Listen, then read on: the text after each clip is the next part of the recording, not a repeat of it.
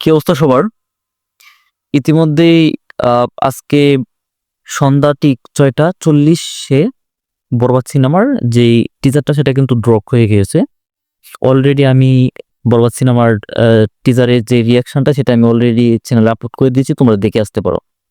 তো আমার মানে এখনো হাত পা কাঁপতেছে, বুঝছো? মানে কি দেখলাম এটা!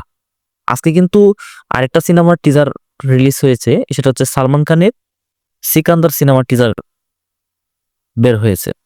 তো সেটার থেকে পার বেটার ছিল আমাদের শাকিব খানের বরবাদ সিনেমার টিজার। এটা আমি সাকিবিয়ান বলে বলতেছি না, চাইলে তোমরাও দেখে আসতে পারো। আমি সিকান্দার সিনেমার টিজারটাও দেখেছি, বরবাদ সিনেমার টিজারটাও দেখেছি, দুটোটাই দেখেছি। ওভারঅল আমার কাছে শাকিব খানের টিজারটাই বেস্ট লেগেছে। তোমরা দুইটা সিনেমার টিজার দেখো, তারপর বইলো, সমস্যা নাই। তো আমি যদি রেটিং করি শাকিব খানের বরবাদ সিনেমার টিজারকে, তাহলে আমি 10-এর মধ্যে 9.9 দিব। এতটাই ভালো লেগেছে, বিশ্বাস করো, এতটাই ভালো লেগেছে। মানে কি দেখলাম এটা! মানে এটা আমাদের বাংলা সিনেমার টিজার, এরকমটা মনে হবেই না। তোমরা দেখো, দেখলে বলতে পারবে যে এটা বাংলা সিনেমার টিজার না। এই মুহূর্তে এসে মানে এরকম একটা গল্পে এরকম সিনেমা বানানোর সাহস হয়তো কেউ পেতই না।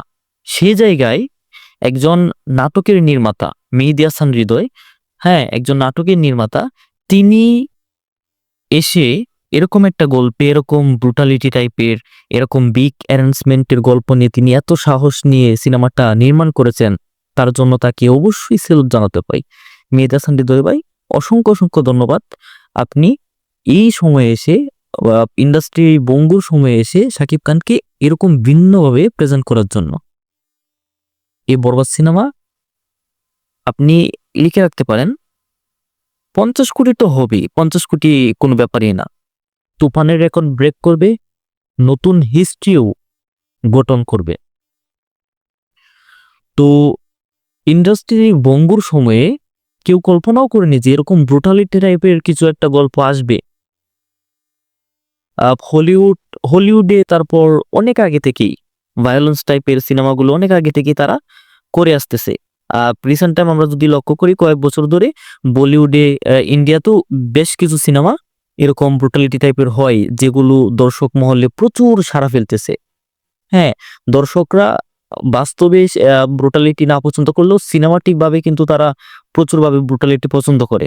সেটা আমরা দেখে আসছি মার্কো সিনেমাতে, কিল সিনেমাতে, অ্যানিমেল, রোলেক্স, যে ক্যারেক্টারগুলো সেগুলো কিন্তু দারুণ ওয়ার্ক করতেছে, দর্শকই কিন্তু দারুণ ভালো লাগতেছে। এসব ব্রুটালিটি সিনেমা দর্শকরা খুব ভালোভাবে গ্রহণ করতেছে। সেই জায়গায় এসে আমাদের বাংলা ইন্ডাস্ট্রি অনেক পিছিয়ে, ব্রুটালিটি টাইপ দিক দিয়ে অনেক পিছিয়ে, কিন্তু কিন্তু সেই জায়গা এবার ফিল আপ করতে যাচ্ছে আমাদের মেহেদী হাসান হৃদয় ভাই। তার হাত ধরেই বাংলাদেশে এই ব্রুটাল সিনেমার সূচনা হচ্ছে। মানে আপনি টিজারটা দেখলে আপনি একসাবেন, চোখটা সরাতে পারবেন না, চোখ সরানোর মতো কোনো ব্যবস্থা নেই। মানে একের পর এক ধামাকা, একের পর এক সবকিছু। তো আপনার কাছে টিজারটা কেমন লাগলো বলবেন, আর আমার কাছে টিজারটা কেমন লাগলো বলতেছি, ওয়েট। তো এখন আসি টিজারটা আমার কাছে কেমন লেগেছে। ওভারঅল টিজারটা আমার কাছে দুর্দান্ত লেগেছে। মানে এরকম টিজার আমরা বলিউডে, হলিউডে পেতাম, এটা ডালিউডে পেয়েছে আমাদের বাংলাদেশের সিনেমায়। এই জন্য আমরা গর্বিত। আমাদের শাকিব খানের এরকম একটা টিজার দেখলাম কোনো একটা সিনেমার, এরকম ব্রুটালিটি টাইপের। যাই হোক, তো আরেকটা জিনিস যেটা, সেটা হচ্ছে শাকিব খানের যে লুকগুলি দুর্দান্ত। শাকিব খানের কস্টিউমে বেশ চমৎকার চমৎকার কস্টিউমে, বেশ দামি দামি কস্টিউম। তারপর শাকিব খানের যে স্ক্রিন প্রেজেন্স করেছে মেহেদী হাসান হৃদয় ভাই, সবগুলো দুর্দান্ত ছিল। তারপর মানে ওই যে একটা সিকোয়েন্স ছিল না, রক্তমাখা, হ্যাঁ, একটা সিকোয়েন্স ছিল, রাগান্বিত একটা টাইপের একটা সিকোয়েন্স ছিল না শাকিব খানের, ওই লুকটা ভাই দারুণ লেগেছে। মেসি মেসি, মানে পুরো মেসি অবতারে ভাই হাজির হয়েছে শাকিব খান। কি বলবো, প্রত্যেকটা সিন যেন এক একটা গুজবাম্প ফিল দিয়েছিল, এরকম হয়ে গিয়েছিল। তো সব লুকগুলোই ভালো ছিল। আর কালার গ্রেডিং, সিনেমাটোগ্রাফি, বিজিএম সবকিছু মোটামুটি ভালো ছিল। শাকিব খানের মানে তা তো দীর্ঘ অনেক লম্বা একটা জার্নি, 24 বছরের তার কেরিয়ার। এই 24 বছরের কেরিয়ারের সর্বসেরা লুক বলেন, অভিনয় বলেন, সবকিছুই পেয়েছি আমরা এই বরবাদ সিনেমার টিজারে। তো টিজারটা দেখলেই বোঝা যাচ্ছে শাকিব খানের লুক সবকিছু, শাকিব খানের ডায়লগ ডেলিভারি সবকিছু দেখলেই বোঝা যাচ্ছে শাকিব খান এখন কতটুক সচেতন তার এই কেরিয়ারের এই মুহূর্তে এসে তার অভিনয় সত্তা নিয়ে কতটুক সে সচেতন। টিজারটা দেখলে বোঝা যাচ্ছে তার প্রত্যেকটা ডায়লগ ডেলিভারি ভাই এখনো গেঁথে আছে। আমি বলতেছি না, জাস্ট মানে আমার এখনো আমি বরবাদের গুড়ের ভিতরে আছি। টিজারটা দেখে আমি জাস্ট ওটার থেকে বের হতে পারতেছি না, আমি এখনো বরবাদের ভিতরে আছি ভাই। তারপর অ্যাকশন সিকোয়েন্স গুলো দারুণ। তারপর একটা যে কথা সেটা হচ্ছে তোমাদের মানে অনেক প্রশ্ন ছিল, মানে বিশালভাবে প্রশ্ন ছিল যিশু সেনগুপ্ত আছে কিনা।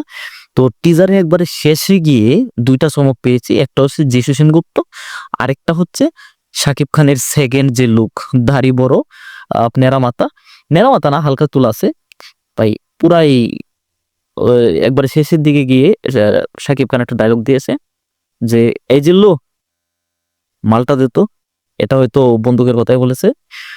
তো পুরাই আউটস্ট্যান্ডিং লেগেছে, সবকিছু মিলিয়ে ভালোই লেগেছে, এদিকেও মোটামুটি ভালো লেগেছে। আর মিশা সওদাগর, আমরা ম্যাক্সিমাম সিনেমাতে কি দেখে এসেছি, শাকিব খান এবং মিশা সওদাগর 99% সিনেমাতে দেখে এসেছি তারা হিরো ভিলেন রূপে ক্যারেক্টারে কাজ করেছে, কিন্তু বরবাদ সিনেমাতে পুরোপুরি ভিন্ন।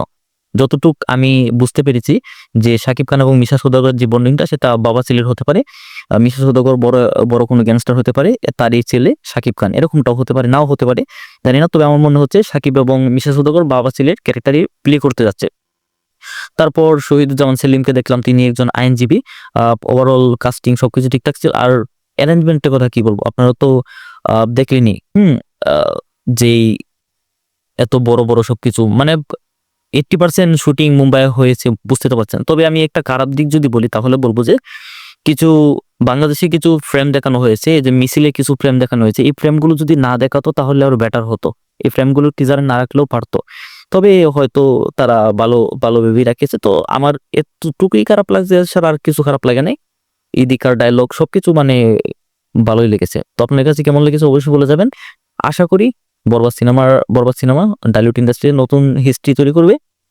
টিজারটা তো ভালোই লেগেছে, দেখা যাক কতটুকু ওয়ার্ক করতে পারে।